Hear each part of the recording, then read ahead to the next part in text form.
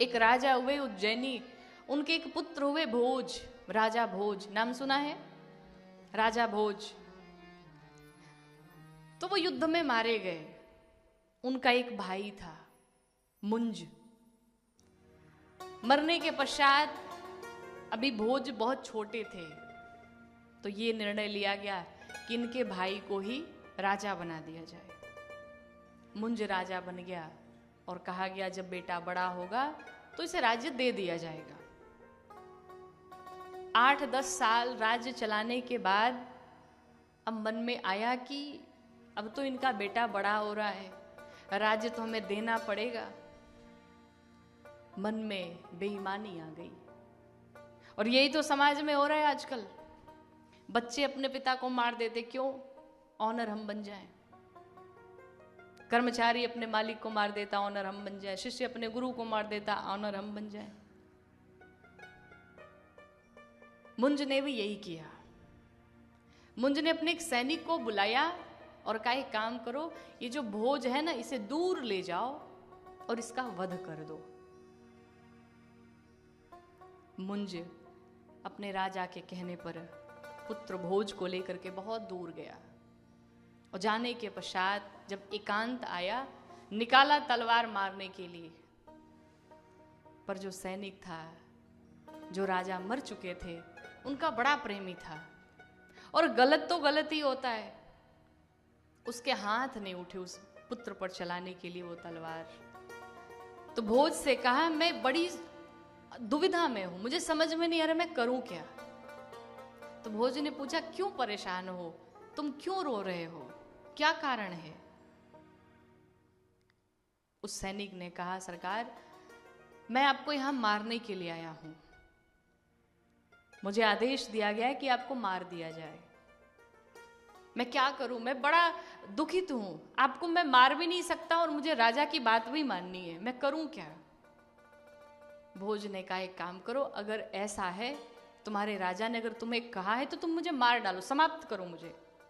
और तुमसे अगर नहीं होता तो तुम अपनी तलवार दो, मैं खुद को समाप्त कर डालूंगा।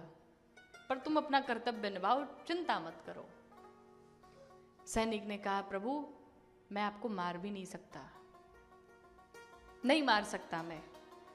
कुछ ऐसा उपाय निकालो बीच का जिससे ये भी पता चल जाए राजा को कि आप मर चुके हैं और आप समाप्त भी ना हो।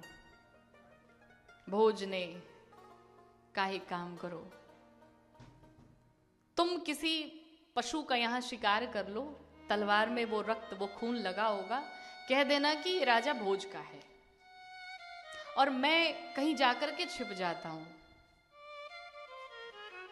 सैनिक ने कहा बात तो ठीक है, यहीं पर थोड़ी दूर हमारे एक रिश्तेदार रहते, आप उन्हीं घर चले जाओ महाराज और वहीं रहना, मैं राजा को बता दूंगा आप मर चुके हैं। महाराज सैनिक उस राजा भोज को छिपा दिए और सैनिक चला राजा के पास। पर जाते जाते भोज ने एक बात कही और कहा इस बात को हमारे चाचा जी से बता देना। क्यों? चाचा जी हमारे पूछेंगे कि अंतिम समय में मरते समय में हमारे भतीजे ने कुछ तो कहा होगा जाते समय, तो हमारी ये बात पहुंचा देना।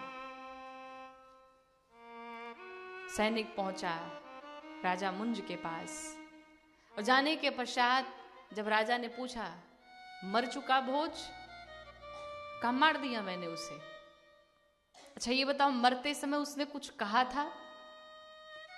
उस सैनिक ने कहा कि मरते समय उन्होंने एक बात कही थी। क्या बात कही थी उन्होंने? सैनिक ने बड़ी प्यारी बात कही। सैनिक ने कहा कि राजा भोज ने कहा कि महाराज बड़ी अद्भुत घटना हुई आज तो।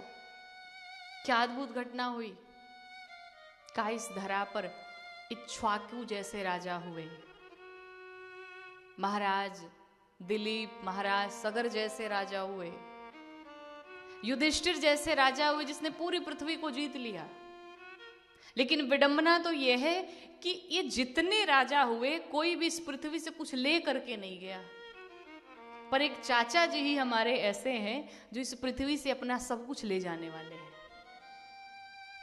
धन्य हमारे चाचा जी, उनको जाकर के धन्यवाद करना कि आप जैसा अद्भुत प्राणी कोई नहीं हुआ।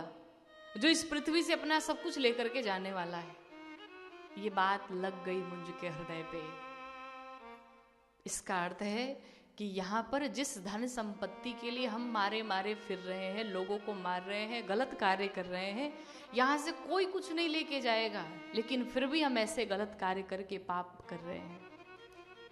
मुंज के हृदय में ये बात लगी और मुंज ने उसी समय, उसी क्षण जोर जोर से चिल्लाने लगा, ए धन संपदा में क्या करूंगा लेकर के, जब हमारा अपना ही कोई हमारे साथ नहीं होगा। कहाँ है हमारा भतीजा? वो जहां उसकी मृत्यु, मुझे वहां ले चलो, मुझे उससे मिलना है। मैंने बहुत बड़ा पाप किया है, पर अब तो वो मर चुका है, अब मैं कुछ कर नहीं सकता। तभी सैनिक ने कहा, महाराज मैं जानता था आप दिल के बुरे नहीं हैं, पर आपके जो अगल बगल आसपास के लोग हैं ना, उन्होंने आपको भड़काया है। इसीलिए मैं आपसे बताना चाहता हूं कि भोज अभी मरा नहीं है, भोज को हमने छिपा दिया था।